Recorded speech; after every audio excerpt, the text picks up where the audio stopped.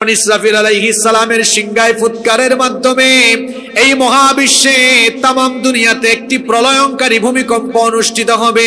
আল্লাহ তাআলা ভূমিকম্পের নামে একটা সূরা দিয়েছেন, সেই সূরার নাম হলো সূরাতুজ জিলজাল। সেই সূরার শুরুতে আল্লাহ তাআলা বলেছেন, ইযা যুলজিলাতিল আরদু জিলজালাহা,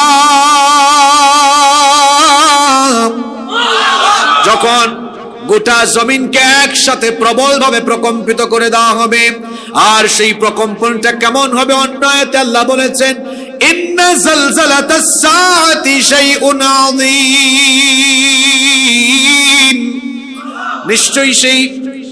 নিশ্চয়ই সেই কম্পন হবে মারাত্মক ভূকম্পন। তামাম দুনিয়া একসাথে কেঁপে উঠবে। মানুষের ঘর বাড়ি, টাওয়ার, বিল্ডিং এগুলো মাটির সাথে মিশে যাবে। আসমান আর জমিনের অবস্থা কি হবে শুনেন। এই যে বিরাট বিরাট পাহাড়গুলো দেখা যায়, আকাশের দিকে মাথা উঁচু করে দাঁড়িয়ে থাকা পাহাড়গুলোর অবস্থা তখন কি হবে? রব্বুল আলামিন কোরআনে কারীমের ৭৩ নম্বর সূরা সূরাতুল মুজাম্মিলের ১৪ নম্বর আয়াতে বলেছেন, ইয়াউমা তারজুফুল আরদু ওয়াল জিবালু ওয়া কানাতিল জিবালু কাসীবাম মাহিলা। আল্লাহ তাআলা বলছেন জমিনটা কেঁপে উঠবে আর এই পাহাড়গুলো বালুর মতো উড়ে যেতে থাকবে। কত মারাত্মক সেই ভূকম্পন হবে। আকাশের দিকে মাথা উঁচু করে দাঁড়িয়ে থাকা পাহাড়গুলো ধুলার মতো উড়ে যাবে। আসমান একটার উপর আরেকটা ঠাস ঠাস করে পড়ে যেতে থাকবে, কিছুই থাকবে না, সবকিছু লন্ডভন্ড হয়ে যাবে। এজন্য আল্লাহ তাআলা বলেছেন, কুল্লু মান আলাইহা ফান,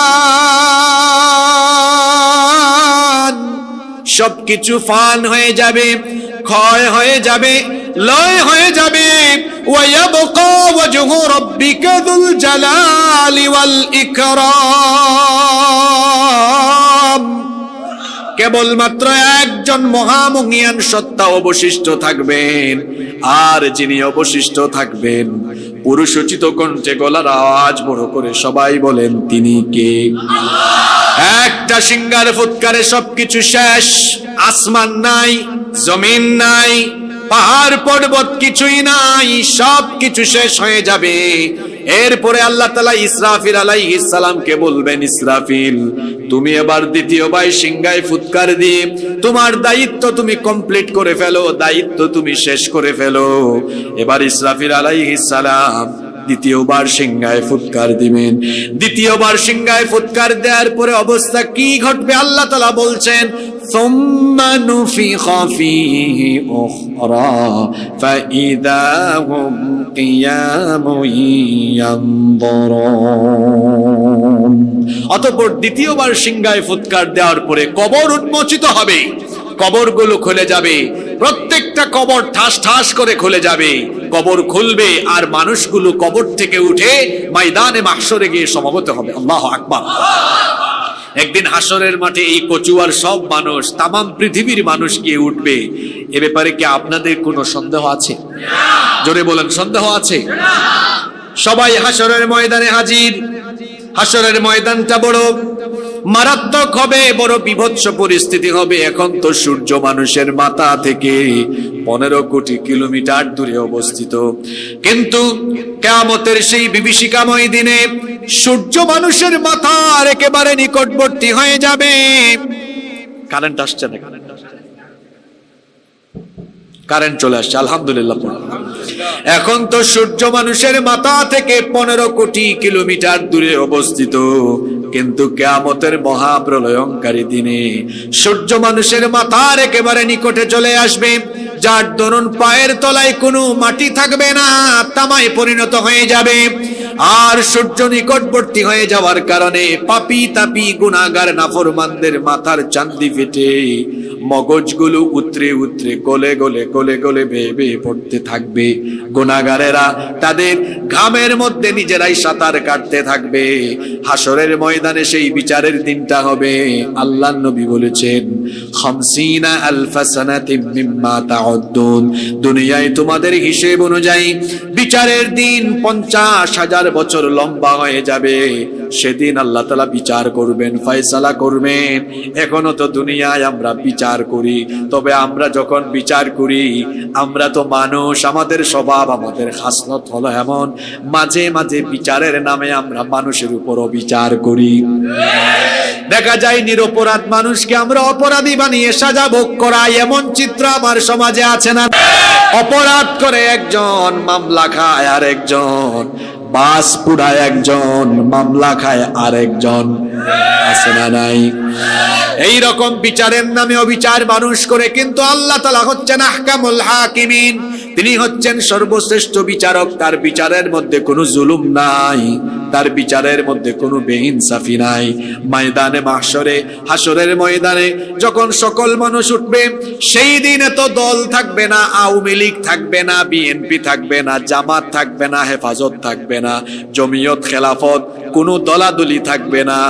হাসরের ময়দানে দল হয়ে যাবে দুইটা। জোরে বলেন কয়টা? ফারিকুন ফিল জান্নাতি ওয়া ফারিকুন ফিস সাঈর। একদল হবে জান্নাতি, আরেক দল হবে জাহান্নামী। এই উভয় দলের অবস্থা সমান নয়, উভয় দলের সুযোগ সুবিধাও সমান। এজন্য রব্বুল আলামিন বলছেন, লা ইয়াসতাওয়ি আসহাবুন নারি ওয়া আসহাবুল জান্নাহ, আসহাবুল জান্নাতি হুমুল ফাইজুন। জান্নাত আর জাহান্নামীদের অবস্থা সমান নয়। জান্নাত হলো অফুরন্ত নেয়ামত আর সুখ স্বাচ্ছন্দ্যের জায়গা, আর জাহান্নাম হলো সীমাহীন দুঃখ কষ্টের জায়গা। উভয়ের জায়গাটা সমান নয়, একটা হলো সীমাহীন কষ্ট আর কষ্টের জায়গা, আর আরেকটা হলো খুশি আর আনন্দের জায়গা।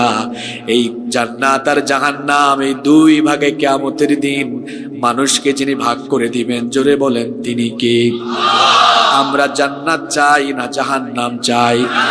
জান্নাতীদের চলাফেরা, জান্নাতীদের উঠা বসা, জান্নাতীদের কথাবার্তা, তাদের মুআমালাত, তাদের মুআশারাত একরকম, আর জাহান্নামীদের চলন বলন হলো আরেক রকম। নাকি একরকম? জান্নাতীরা আজান হলে তারা নামাজে যায়, তারা হয় নামাজি, আর জাহান্নামীরা হয় বেনামাজি। জান্নাতীরা হয় এরা হালাল পথে কষ্ট করে উপার্জন করে, আর জাহান্নামীরা সুদ খায়, ঘুষ খায়, আলগা পয়সা খায়, চুরি ডাকাতি দুর্নীতি করে। উভয়ের অবস্থা সমান নয়। এখন যে জান্নাত আর জাহান্নাম, দুই জায়গায় হাসরের ময়দানে আল্লাহ ফয়সালা করে মানুষকে দিবেন। এই দুইটা জায়গা কেমন, আর সেখানকার অধিবাসী কেমন, সেখানে যাবে কারা, কি করলে যাওয়া যাবে, এগুলো আমরা আজকে কোরআন থেকে জানবো বলি ইনশাআল্লাহ। একটু আগেই জিজ্ঞেস করলাম জান্নাত আমরা চাই কিনা, সবাই তো বলেছেন জান্নাত চাই। কিন্তু এই জান্নাত, এটাকে আল্লাহ কত চমৎকার করে, কত নয়ন জোড়ানো, নয়ন প্রীতিকর করে বানিয়েছেন। আল্লাহর কোরআন থেকে এবার শোনেন, যে জান্নাত আল্লাহ তাআলা তার মুত্তাকি পরহেজগার এবং তার গোলামদের জন্য বানিয়েছেন, সেই এক একটা জান্নাত কত বিশাল, কত বিরাট হবে। আল্লাহ তাআলা বড় চমৎকার করে কোরআনে কারিমে বলছেন। কোরআনুল কারিমের 3 নম্বর সূরা, সূরা আলে ইমরানের 133 নম্বর আয়াতে আল্লাহ তাআলা বলছেন, ওয়াসারিউ ইলা মাগফিরাতিম মির রাব্বিকুম ওয়া জান্নাতিন আরদুহাস সামাওয়াতু ওয়াল আরদু উইদ্দাত লিল মুত্তাকিন। তোমরা তোমাদের রবের ক্ষমা আর সেই জান্নাতের দিকে দৌড়াও, অগ্রসর হও, যেই জান্নাতকে আল্লাহ তাআলা তোমাদের জন্য আসমান সমূহ, খেয়াল করুন আল্লাহর শব্দ চয়নের নমুনা দেখুন, আসমান নয়, আল্লাহ সামাওয়াত বহু বচন দিয়েছেন। আল্লাহ তাআলা বলছেন 7 আসমান আর জমিন যত বড়, জান্নাতীদের জন্য এক একটা জান্নাত হলো তত বড়। এই রকম বিশাল জান্নাত পেলে আপনারা খুশি না বেজান? একেবারে লোয়ার ক্লাস, সর্বনিম্ন মর্যাদার জান্নাতি যেই ব্যক্তি হবে তার ব্যাপারে আমার নবী বলেছেন, একেবারে সর্বনিম্ন মর্যাদার জান্নাতি ব্যক্তি